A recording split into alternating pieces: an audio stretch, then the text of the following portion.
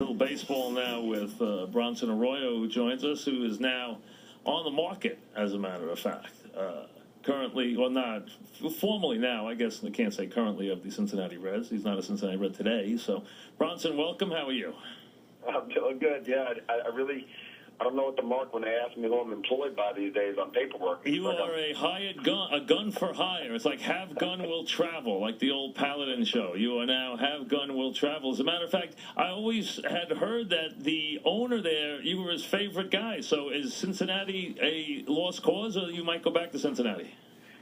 Yeah, I mean, they love me there, and I know they respect the things that I bring to the table, but at the end of the day, it's just like everything else on the planet, man. It's run by the dollar bill, and I think they only want to come so far in their budget, and we've just got a lot of guys that are starting to get pay raises at the same time, all in arbitration, guys like Johnny Cueto and Matt Litos and Mike Leake, and then you've got the Chu situation and the Brandon Phillips situation, so it's just a lot of guys making a lot of money at the same time, and I just don't think they have enough room to make it all happen. Yeah, so, I mean, what's your thoughts? What have you heard so far? I mean, listen, we always talk about you here. I think you have the makeup to pitch here. I think you'd be fun here. And both teams are looking for starting pitching once this gets serious. Both need to add. The Mets need a guy on the rotation, especially with Harvey Hurt, to team with their three young guys in Wheeler, G and Nice. The Yankees definitely right now only have CC and Nova. They're going to have to add. They're talking about Tanaka. They're talking about a bunch of guys. What's your thoughts about New York? You know, I mean, I really don't have a favorite place, and I don't have any places that I'm discouraged by. You know, somebody asked me yesterday, "Are you interested in coming, back to Boston?" And I said, I'm interested in anybody that's interested in me. So it's like, I think they have to put the first foot forward and say that they're willing to have a guy like myself at age 36 and want me in their organization. But I'm definitely open to everybody in the league. I think New York is a great place. I mean, I love playing in a place where there's there's action. There's fans there. There's people who pay attention to the ball club, that love their team. They want them to win a World Series, and that is important to me, because after playing in Boston, I got spoiled by that. Coming to the ballpark every day and realizing that it was like playing a playoff game every night, and I know New York brings that same feel. How disappointing was it? We're talking with Bronson Arroyo. How disappointing was it the last couple of years? The Reds have been real good and real close. The tough loss to the Giants 2 years ago. Was it real disappointing with this team the last 2 years? Well, it's a bit of a double-edged sword, just because, when I got there in 06, 07, 08, we had terrible teams. We didn't have any pitching across the board. We had a couple of guys in the bullpen like David Weathers, and we had myself and Aaron Harang in the rotation, and we knew that we were going to take a beating in that division. And so, I would say I'll definitely take losing the first round of the playoffs versus losing 95 games in the season. But, right. but definitely, it was disappointing that we couldn't get over the hump. I felt like we were missing a couple of bats. We just didn't have a lineup that could really handle the grade A pitching of the game. When you have a Roy Halladay out there, or you have a CC Sabathia out there, those guys would really take its toll on our lineup. And to win a World Series, you have to have a lineup that can put up 4 or 5 runs a night against the best in the game, and that was the one thing we were probably missing. We're talking with Bronson. Bronson, obviously money plays into everything. We know that. I mean, that's what makes everything happen. But is it just money and security, or is there anything else you're looking for? You tell your agent what you want to do. What are you looking for? You want certain opportunities, or is it more just about the contract? I think it's a little bit of everything. It's probably the last contract, or close to the last contract I'll get. I'm 36. I'll be pitching 37, 38, 39 the next 3 years. So that plays a big role in it. But I also think that going to a place where I feel like I have an opportunity to make postseason is huge as well. There's only 8 teams that get to play postseason baseball, and there's only one that goes home satisfied every year. And to have that opportunity to get to a big dance, it means a lot, especially, I don't want to go to a ball club where I put up 22 quality starts in a season and win 9 ball games. That's tough, especially for a guy who's aging, because coming to the ballpark every day and having something to look forward to brings some energy to you. It allows you to go in the weight room every day and have something to play for. And so I think that's going to be a big part of it. And then, there's smaller things as well.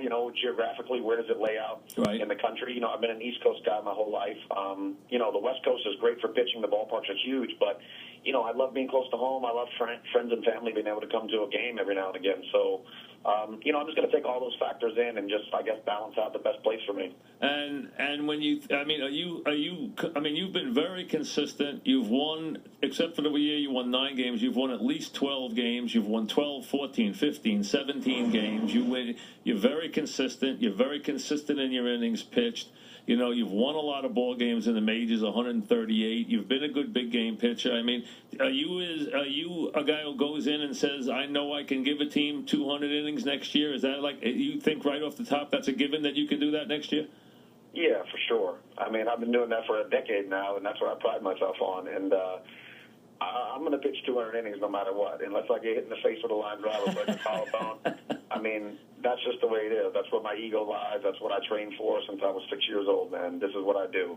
And, I've pitched more innings than anybody in the National League the last 8 years. I've won more ball games than anybody. I had more quality starts than anybody, but this is what I do year-round, man. I take a couple of days off in October, and my whole world revolves around the game, and staying healthy is the most important part of it, and that's where I've found my niche. And so, I think there's no question in my mind I'm going to pitch 600 innings in the next 3 years at least. Is it easier for you to look at it right now that it would theoretically be easier to pitch in the National League. As you get older, do you look at that like, gee, because I want to pitch to the 8 and 9 hitters, I don't want to deal with an American League East lineup, or you don't care about that stuff?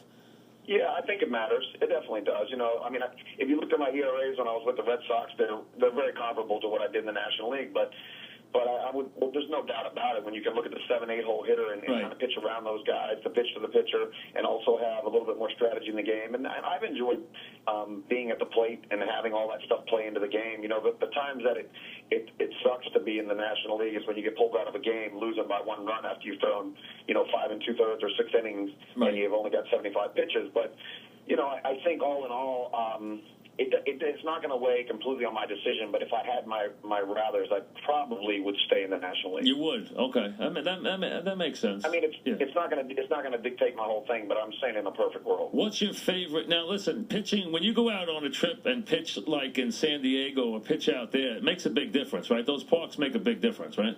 Without question. I've been pitching in Cincinnati for 8 years, and I've seen so many balls go out of that place in right center that would have never even come to the warning track in San Diego or in San Francisco.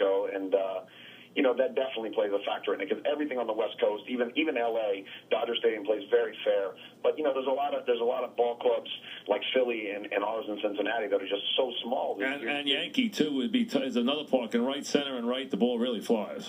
Yeah, it does. And you know what? I give up 30-plus home runs a year. That's just what I do. I usually keep my ERA about 4 or just below. But I have a tendency to give up a lot of solo homers. And to play in a ballpark that would be bigger, like the Met Stadium, would definitely be advantageous to me. It would. And, a lot of top pitchers gave up a lot of home runs, whether it was Catfish Hunter, Robin Roberts. A lot of guys give up a lot of solo home runs. That's the key, to give up solos, not 3-run homers, right? Yeah, without question. And I think part of that is just a guy that you're going to get strikes out of, I mean, I'm not going to have a ton of intimidation at the plate. I'm throwing 87, 88, 90 miles an hour, and they know I'm around the ballpark, I'm going to throw strikes all day, so it gives guys an opportunity to be a bit comfortable in the box, and that's, part of the strategy. How important is defense? How much is it, for a guy like you, how much does the guys behind you make the difference? I mean, is it a huge difference if you got a team that catches the ball versus one that doesn't? Yeah, I definitely think it does. It's hard to say, because there's some guys that bring so much offense that you can afford to sacrifice a little bit on defense. But, the times that I did play in Cincinnati where we had a really fast outfield out there with Drew Stubbs and somebody fast in the left and having Jay Bruce in right, you're catching some balls in the gaps that just really can turn the game around, and then having a really solid middle infielder that can turn some double plays is just it's invaluable. And I think if you probably pan that out over an entire season for a starting pitcher, it probably would win you, 3 or 4 ball games. Are you we're talking with Bronson, have you been looking forward to this free agency? I mean, is this something you're looking at as exciting, or is this something you really weren't looking forward to?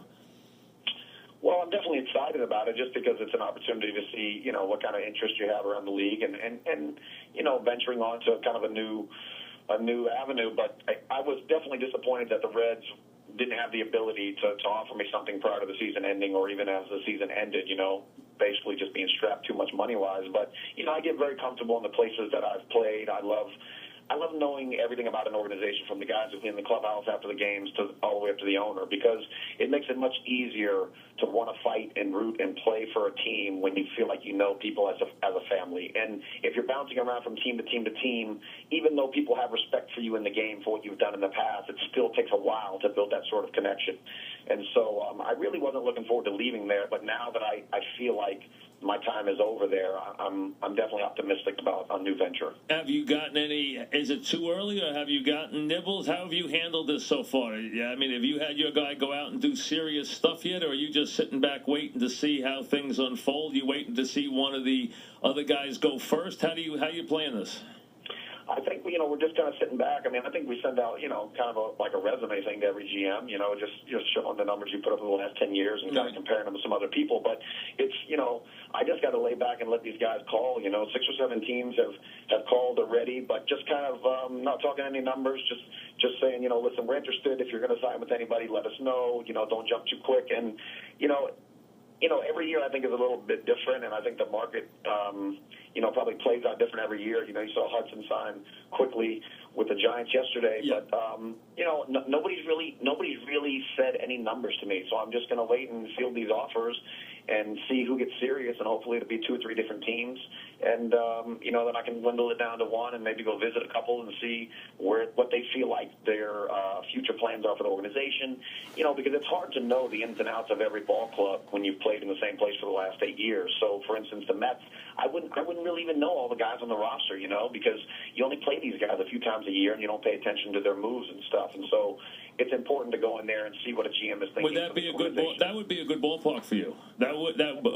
It's hard to hit a home run in that ballpark. It really is. Yeah, it's a great ballpark, and I've had success there. So it's something that. Well, that's because you were pitching against the Mets and they were terrible. That's why you were. That's why. I mean, come on. They weren't supposed to be terrible. How about the Mets? Have the Mets called?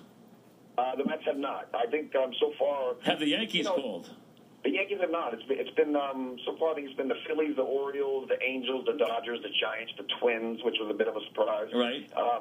But I expect a few more teams. They're having meetings now. They're having GM meetings. Then they're going to have the winter meetings. It's it's a slow process, and I might not be the number one candidate on a lot of these guys' radar. And somebody might have to fall off before they come to me as second. So yeah, but you're going to be a very good fallback position, and when the top couple of guys go off the board, you are going to be very much in demand. I don't think there's any question, because you are a proven commodity. You're going to win games. You can pitch in tough games, and you're durable. You're going to pitch a lot of innings, and you've already shown that you like big games. I mean, you've always thrived. You pitched well against the Yankees when you were a Red Sox. You pitched well in the postseason. I mean, you've always pitched well in big games. Well, I appreciate it, man. That's what it's true. That's what we've been trying to do. That's what we've been trying to do, man. Yeah. You have. You've been very good, and you're a good guy to have on a team too. Plus, you're a fun guy to have on a team. I mean, you're a popular guy. I mean, I always heard the owner loved you there. He wouldn't give you any money. I thought the guy loved you in Cincinnati. I thought he was your buddy. He came to me 2 weeks before the season ended, and he said, "Listen, I'm going to try to do everything I can to keep you here. But at the end of the day, if you want a car that costs $20 and you say, I really love this car, but I can only give you $8 for it, it's a tough situation." I agree. Now, is this one where, I mean, would you pitch on it doesn't not make any sense to take a year-to-year deal here? Are you looking for 2 or 3 years? I mean, does this want to be one where you want to lock up for a couple of years? Is that more important to you than anything else? Is locking up a couple of years more important than, say, getting more money for a year? Well, how does that work? Yeah, I think 2 or 3 years is definitely more important, just because, like I said, I get comfortable in my space. I'd really like to go into my last maybe, whatever, I don't know what it's going to be, 2, 3, 4, 5 years I got left in this game, whatever that is. I would love to go into that situation knowing that I'm going to be here and go into war with these same guys, because, like I said, it's very tough to change schools every year and have to relearn everybody and actually feel good about the space you're in. Yeah, that makes plenty of sense. Plus, you want a little security now for a couple of years, right? I mean, this could be, I don't know if this will be your last contract. No to you. You're very durable. Do you have an idea how long you want to pitch? I mean, until it hurts, right? You've been pitching as long as you can pitch, right? Well, I say, I mean, I definitely feel like I've got 3 years left in my body, 100%. And after that, if I feel the same way I do right now at 39, then I'm going to keep on pitching because I feel great. I feel like I'm 20 still. But, I think my body will let me know, but I haven't seen any signs that are telling me that I'm slowing down. Why have you been so lucky? Why have you or have you had any arm miseries, or have you just been so lucky that you haven't had any through the years? And why have you been so lucky? Yeah, I've been very fortunate. I haven't missed a start in my entire baseball career. That's unbelievable. That is amazing. I mean, you've had a lot of starts. I mean, you've pitched for a long time. You have almost 250 or over 250 decisions. I mean, you've pitched a long time. Yeah, I think I'm creeping on about professionally. I'm probably creeping on about 3,500 innings. Wow, and you've never missed a start. No, I haven't, and I think it's partly for a few reasons. I think for one, I think probably just being born, with some room in my shoulder. I think guys have some things that are rubbing against each other, and we're all born in a different way, and I probably was fortunate in that way. And then I grew up with a father who had me in the weight room at age 6, and I've taken this game as serious as I do now since then. And Is that true? Yeah, totally. My father was into weightlifting, and he saw a very athletic kid in T-ball, and he said, wow, I think I'll put him in the weight room, and I can get him at least a free education. Were you a pitcher your whole life? I played shortstop and pitched, yeah. Did you pitch a lot as a youngster? Yeah, I pitched a lot. I pitched a lot of innings, and we took this game year-round because my father was aware enough to that throwing a baseball was very harsh on the arm, right? And to do it year-round was going to build a foundation to let the body know that we were going to use this thing, and that way it wouldn't break down. Well, and how much did you pitch as a kid? Tell the fathers and kids who are listening now, this is always a big issue. Did you throw breaking balls? Did you not? Did you pitch all year? Were you fastball, changeup? What did you do as a young kid?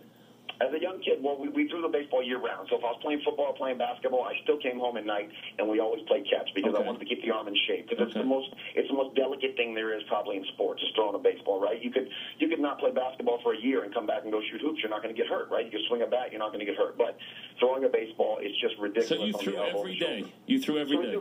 Yeah, just about every day. I mean, year-round. If you had 365 days, we're throwing 325 of them. Wow. It isn't always max effort. That's the thing. So it's just about letting the body know that you're going to use it. And did I throw breaking balls at age I probably started throwing around 13, but, people say all the time you can't throw curveballs because the arm is developing, but there's a big difference between throwing an 80-mile-an-hour curveball and throwing a 60-mile-an-hour curveball, right? So you can use the body and get some feel and train your brain to have command of some of these pitches. Were you a pitcher in high school?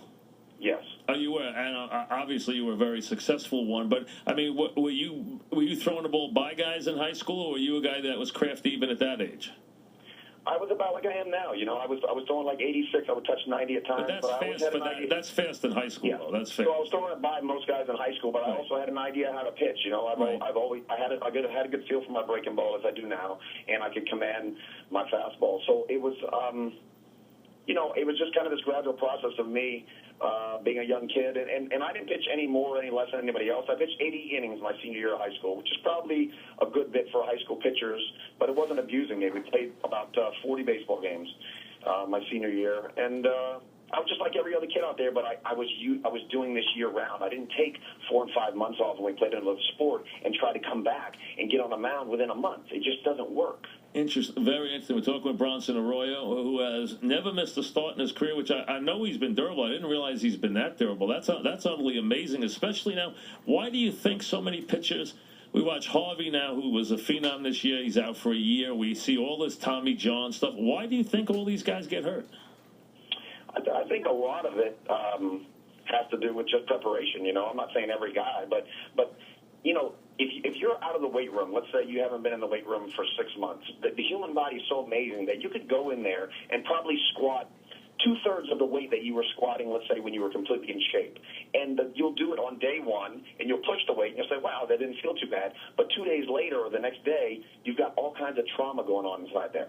And so what winds up happening, I feel like, with guys is they take such a long time off. A lot of times they don't start playing catch till mid-December or January. They come to spring training. In a very short amount of time, their brain tells them, hey, my arm feels great. And then you get on a mound, and you get adrenaline going, and you're on that tilt, and you start throwing some other pitches, and things break. And I just think that it's a lot longer of a process to keep the arm and get the arm back into shape after you've taken even 30 days off. Wow. How much do you take off after the season? Some years I've never taken off. Some years I've backed it down where I just played really light catch. This year I took about 25 days off in October. And then when you started throwing after that?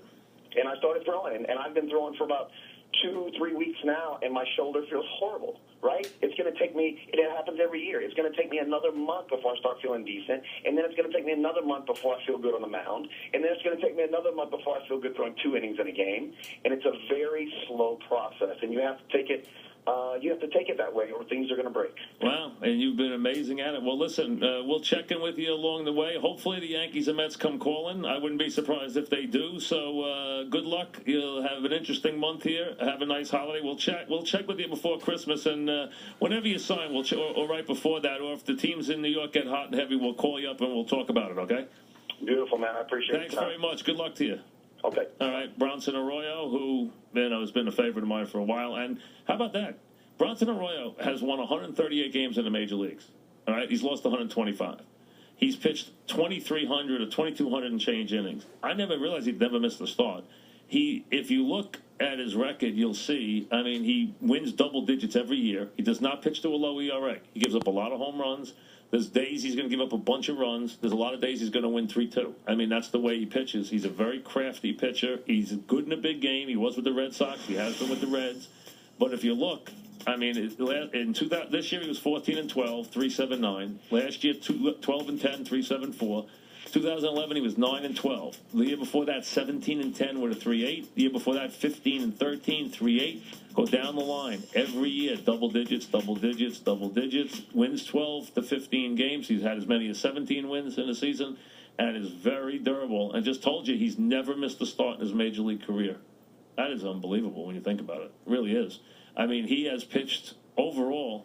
Let me see how many starts he's had in his career. I would guess that he's probably had. I'll look it up. I would guess he's probably had 300, probably over 350 starts. I would guess in the majors, maybe more. I guess more than that. He's got to have a bunch of no decisions.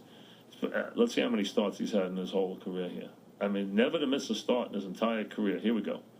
300 and here we go. Starts. Game started in his career. 355 starts. He's thrown 2,278 innings. He threw 400 innings in the American League, where he pitched 3 years. He was in Pitt. He went from there. Went from Pittsburgh to Boston to Cincinnati. So he was with the Pirates. Then he went to Boston for 3 years. And then he went to Cincinnati in 2006. In Cincinnati, he's been 14, 9, 15, 15, 17, 9, 12, 14. In Boston, he won 10 and 14 in his 2 years that he started there. So he's had 355 starts, never missed a decision, as a 1.29 whip for his career. And has been here's his innings pitched. You ready? Since he became a starter: 178, 205, 240, 210, 200, 220, 215, 199, 202, 202. Ultra consistent. If I'm the Mets, I'd look at him. If I'm the Yankees, I'd look at him. I think he's a good back of the rotation guy.